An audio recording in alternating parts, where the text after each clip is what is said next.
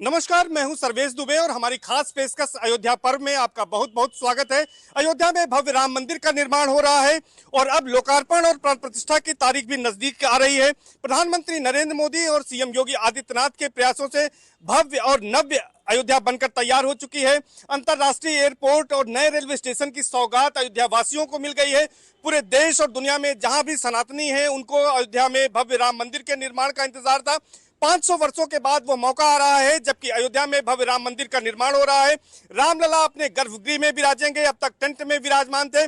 सभी सनातनी चाहते थे कि जल्द से जल्द भगवान राम अपने गर्भगृह में विराजमान हो और वो घड़ी नजदीक आ रही है। हमारे साथ बातचीत के लिए माघ मेले में ओम नमः शिवाय बाबा मौजूद हैं, उनके तमाम सेवादार मौजूद हैं। हम सीधे उन्हीं के पास चलेंगे, उनसे बातचीत करेंगे कि आखिर किस तरह का उत्साह है, किस तरह की खुशी है और किस तरह की मन में उत्कंठा है। महाराज जी, आपसे जानना चाहेंगे कि अयोध्या में भव्य राम मंदिर का निर्माण हो रहा है, किस तरह से आप चाहते हैं कि जल्द से जल्द वो घड़ी आए जब आप लोग भी वहां पर दर्शन कर पाए। देखें, 500 वर्षों का इंतजार खत्म हो रहा है।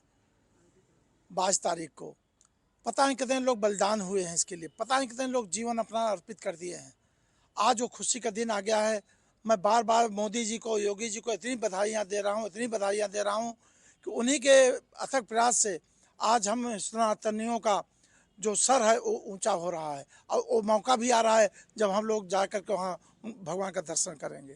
पवन जी, आप हमारे साथ हैं, आप देख रहे हैं कि किस तरह से एक लड़ाई लड़ी गई, लंबे संघर्षों के बाद वो दिन आ रहा है जबकि प्रभु श्री राम अपने गर्भगृह में विराजने जा रहे हैं। तो किस तरह से लोगों में खुशी है। आप वरिष्ठ पत्रकार भी हैं, समाज सेवी हैं, क्या लगता है आपको, कितनी उत्कंठा है लोगों में?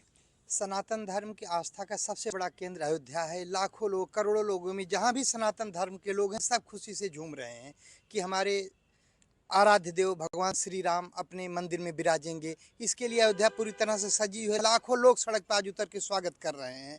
ये बहुत अच्छा माने शुभ संदेश है देश के लिए, समाज के लिए, सनातन धर्म के लोगों को एक होके और आगे आने के लिए, इस शुभ कार्य में सम्मिलित होने के लिए। दीपक, आपसे जानना चाहेंगे कि प्रभु श्री राम का जब भव्य मंदिर बन रहा है तो किस तरह की उत्साह है, आप भी जाना चाहते हैं वहां पर, क्या कामना है मन में?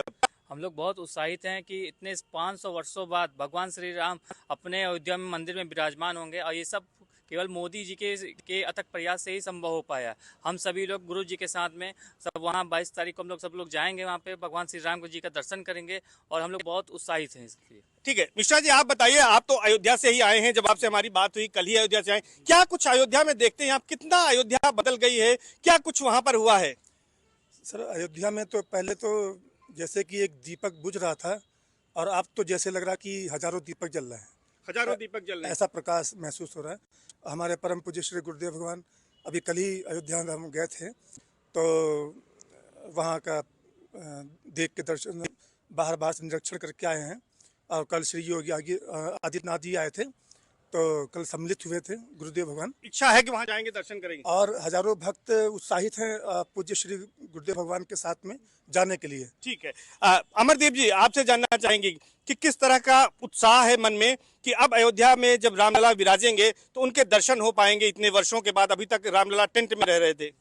बहुत अच्छा लग रहा है कि कई वर्षों के बाद भगवान राम अपने स्वरूप में आ रहे हैं और सारे देशवासी बहुत खुशी मना रहे हैं। और 22 तारीख को एक दिवाली के पर्व के रूप में, जिस तरह से मोदी जी ने कहा है कि दिवाली के पर्व के रूप में मंदिर में और घरों में भी दीप जला करके उनका स्वागत किया जाए। हमारे साथ कुछ यहाँ पर बच्चियां हैं, इनसे बातचीत कर लेते हैं।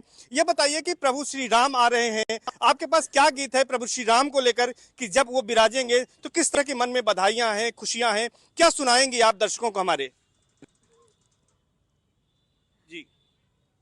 हे राजा राम तेरी आरती उतारूं, हे राजा राम तेरी आरती उतारूं, आरती उतारूं प्यार तुमको मनाऊं, आरती उतारूं प्यार तुमको मनाऊं, अवध बिहारी तेरे आरती उतारूं, हे राजा राम तेरी आरती उतारूं, कनक सिंहासन राजत जोड़ी, कनक सिंहासन राज राजत जोड़ी कनक सिंहासन राजत जोड़ी दशरथ नंदन जनक किशोरी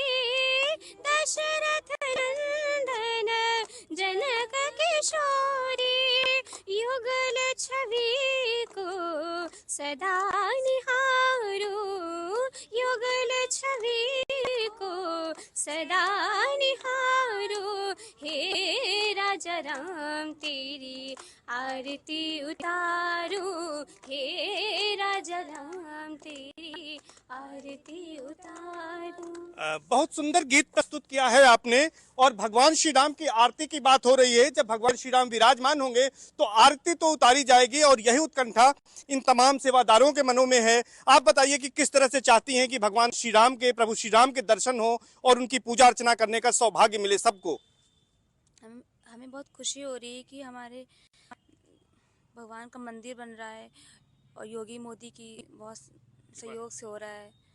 हमें बहुत खुशी हो रही है। बहुत खुशी हो रही। आप बताइए कि किस तरह की मन में उत्कंठा है प्रभु श्री राम के दर्शन करने की। ये जो राम मंदिर बना है इससे तो सभी को खुशी होगी क्योंकि हमारे इष्ट हैं, हमारे पूज्य राम हैं, तो हम सबके अंदर बहुत ही उल्लास है, उत्साह है और एक इतनी पावन घड़ी है कि एक भजन मैं और गाना चाहती हूँ। मैं आऊंगा आपके पास फिर से।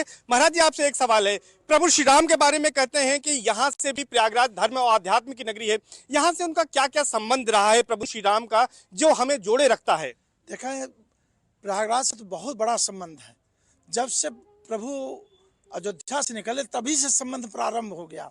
सबसे पहले भरद्वाज मुनि के आश्रम आए, वहाँ से आए मनकामेश्वर मंदिर में भोलेनाथ जी का पूजन अर्चन किए, फिर उसके बाद निषाद राज के माध्यम से गंगा जी पार किए। यहाँ से तो बहुत पुराना उनका संबंध है। यहाँ